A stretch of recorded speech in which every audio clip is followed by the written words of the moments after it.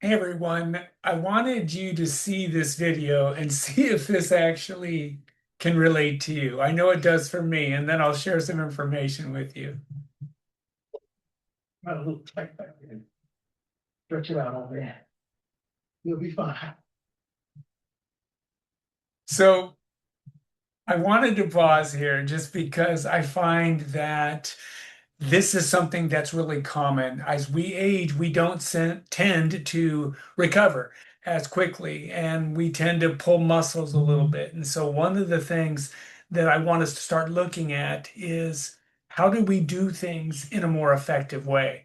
And so, this video just reminds me of how many times I've been at the gym and felt that sense of stiffness.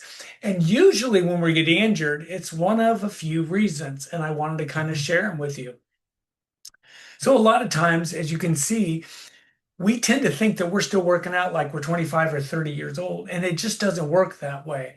And so, one of the smartest things you can do is to investigate what does it truly mean to have a workout program that's designed for you who has gone through life and maybe had some injuries and been sitting at a desk and you haven't moved like you did when you were 10, 15, 20 years old.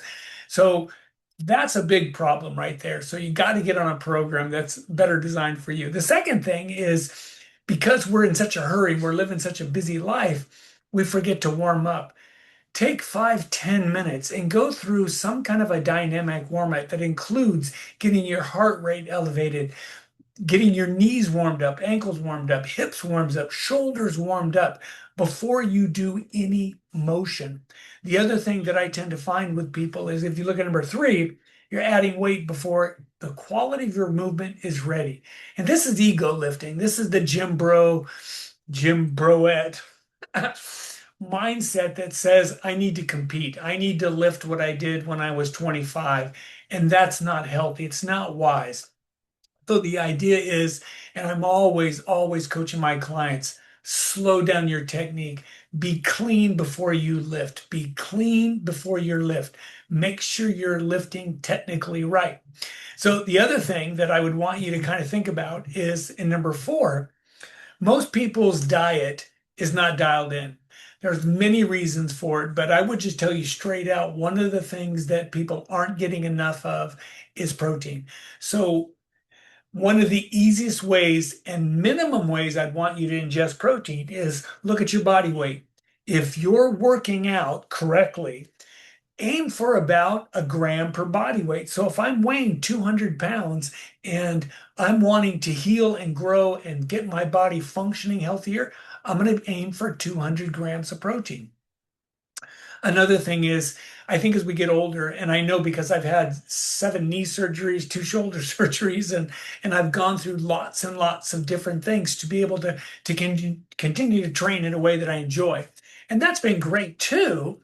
But one of the things we need to do is listen to our body. So part of that is understanding the difference between what is injury pain is what and what is pain through stiffness or lack of motion. So think of it as a way that you begin to build body-mind connection. And this is something that I'm huge on, is getting people understanding what their body does and why, and how to begin breaking through levels that we used to do easily, and maybe we have a little more challenge with now. The other thing that I want you to look at is number six.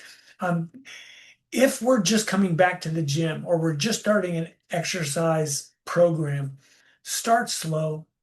Whether or not you're new or you're recovering from something, don't make the mistake of trying to do too much too fast. So I always like to encourage my clients, think of the pain and soreness scale as a one, two, or three. One is you don't feel nothing at all. Two is, yeah, you know what? I had that workout and I can feel it. A little bit of stiffness, a little bit of soreness. It's fine. Three is massive pain. It makes it hard for me to function.